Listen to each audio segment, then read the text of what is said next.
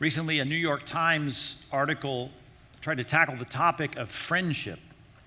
And what was interesting about this article was that they had a difficult time defining what they meant by that. And they admitted that they had trouble defining what they meant by that. They couldn't quite get their arms around what it meant to have friends or what the concept of friendship was all about. Clearly more than hanging out with people. From the man on the street that they cited and the Princeton University sociologist that they were referring to throughout this article, they couldn't quite get their arms around it, but they agreed on this one point, and that is it's important, and it's good to have, and people should have them.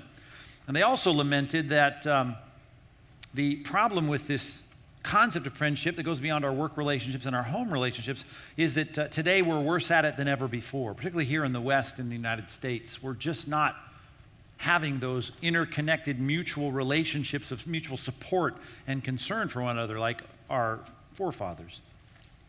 Speaking of Ivy League schools, Harvard did a study I read about that was tracking hundreds of people over 70 years, a long study, just looking at how friendships in those lives affected how they went about their lives and how they lived.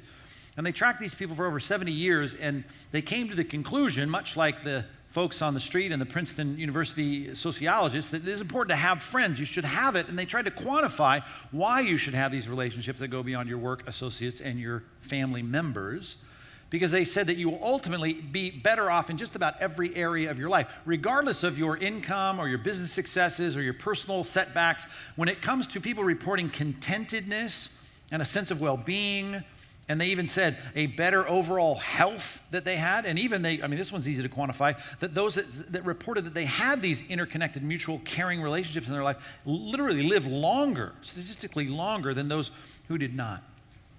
Now, it's almost as though those two articles were giving a sense to the reader that this is what we are designed for. Of course, they didn't put it that way.